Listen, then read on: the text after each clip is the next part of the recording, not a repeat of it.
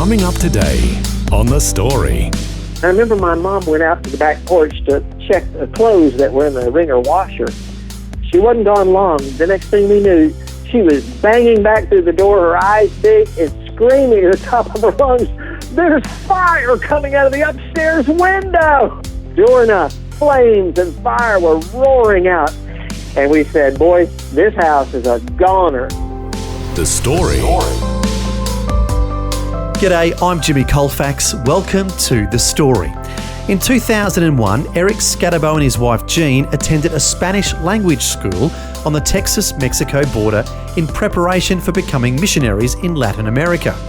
Well, Latin America never quite worked out for them, but while they were at language school, they met some wonderful people, including a couple with 8 children, Ed and Debbie Somerville.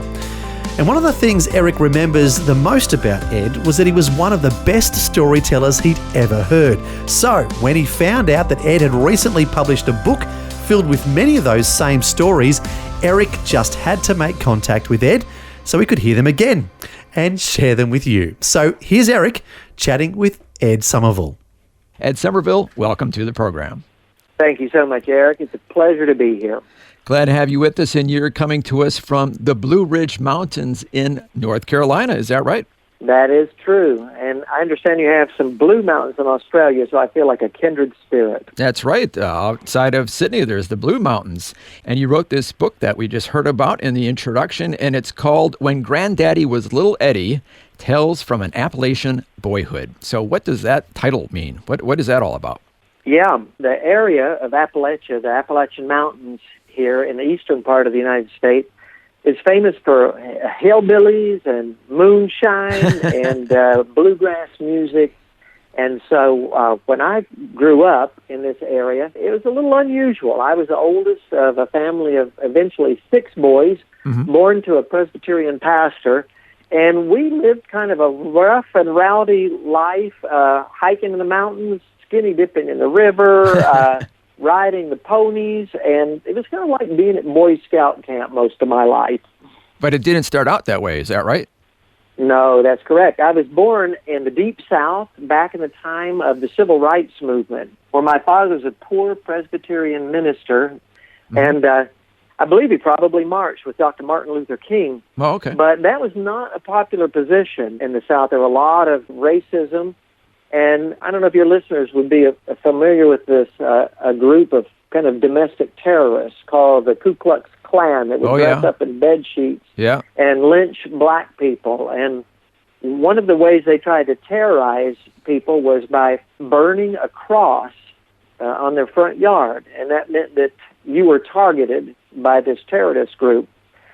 So when people learned that my father was sympathetic to the whole racial equality and the civil rights movement, one night this group of terrorists appeared out in front of our house, and they actually burned a cross to try to intimidate my dad and chase him away. Yeah. And as the story goes, the next morning, he was not intimidated at all. He walked outside with his cup of coffee and his bathrobe, and when he came back in, his only comment was, "Sure was a small one, wasn't it?"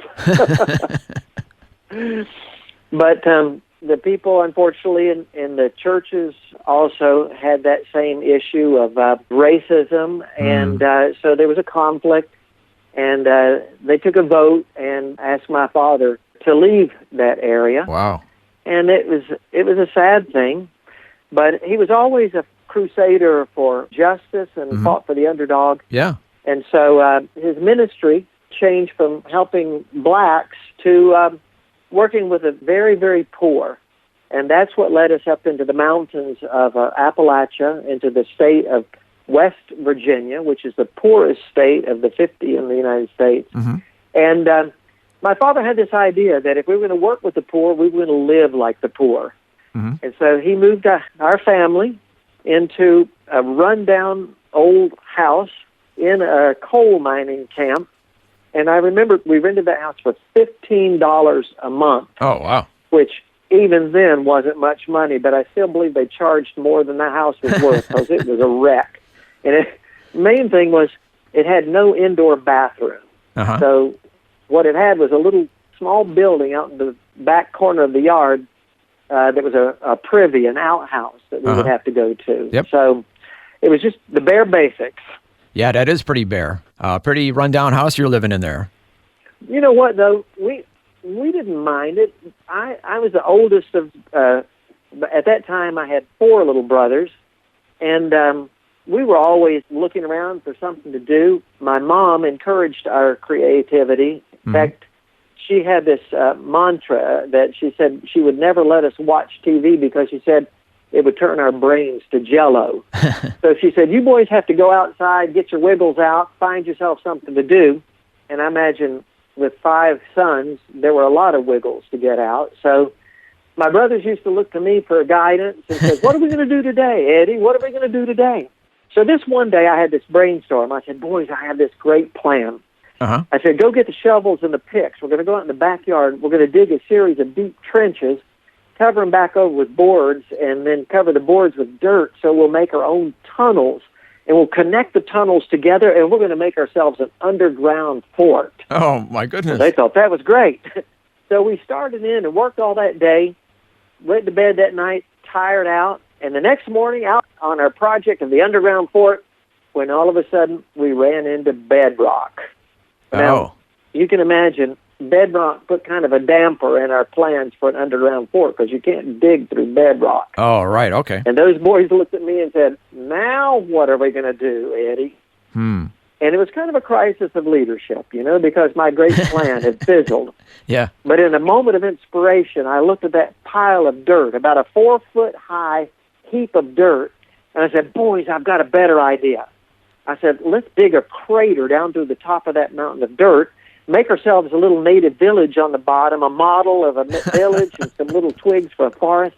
We're going to make ourselves a volcano. Oh, my goodness. They got all excited about that. How old were you about at this time? I was in 8th grade, which made me about 12, 13 years old. Yeah. And so I had just enough, you know, experience with like little elementary school science fairs and that kind of thing to know that a volcano wasn't a volcano unless it had some good red-hot lava coming out of it. So I said, boys, follow me. Grab that bucket over there and let's go to the tool shed and let's make ourselves a lava mixture. Well, I know I wasn't supposed to do this, but I went to a can of kerosene that said flammable, do not use near fire or flame. And I said, boys, this ought to make some great lava. And I dumped that in the bucket. And then we had some other paint thinner that said the same thing. I poured that in there. Oh, no. Found several other, some old paint cans and dumped that in. Ran into the house, and at the time there was a hobby that my mother was working on, making artificial flowers. She would take little hoops of wire and dip them into this liquid plastic. It was kind of a purple art goop, and then let that dry on the wire rims to make little flower petals. We didn't care about the flower petals. What we cared about was on the bottle it said, extremely flammable, do not use near fire or flame. So we dumped that in the bucket. And then my younger brother, who was kind of the scientist in the family, said, Eddie, I have an idea.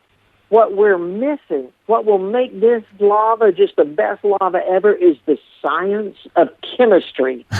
And that chemistry set I got for Christmas, it has some little bottles of chemicals in it that say extremely flammable, do not use near fire or flame. Well, he kept his chemistry upstairs in the attic, so we charged up the steps, and we got all those bottles that were flammable, poured them into one test tube, and then we needed some way to heat them up and mix them together. Well, we grabbed a little candle and a paper cup and set the candle up in there, struck a match to it, and then we held that test tube over it until those chemicals melted down nicely. Then we dumped that in the bucket, raced down the steps, and out to the backyard. I told my brothers, boys, stand back. This could be dangerous. Well, that's good. Poured that bucket of mixture into the crater, struck a match, and dropped her there, down into the crater. Man, with a big, giant kawoom, the flames shot maybe 12, 15 feet in the air. I leaped back with my eyebrows singed. The flames are going up beautifully as my brothers were clapping. And then to top it all off, that purple art goop heated up and began to boil over the sides of the volcano, rolling down the sides into the native village. It was an unqualified success, and we were delighted, just so thrilled with that activity. But, Perfect. Working on a volcano can give you a little bit of a thirst on a hot day. Mm-hmm. So we patted each other on the back and headed inside to get a little drink of water. And guess who we ran into? Who? The pastor.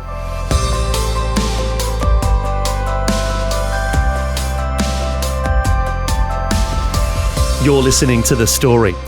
Today, Eric Scatterbo is chatting with his all-time favourite storyteller, Ed Somerville, whose book is called When Granddaddy Was Little Eddie, Tales from an Appalachian Boyhood. As we just heard, Ed and his brothers just had a great time making a volcano in their backyard. However, in their haste to run outside and set it off, they forgot that they left a candle burning in a paper cup in the attic. We'll find out what happens next when we return. The Story.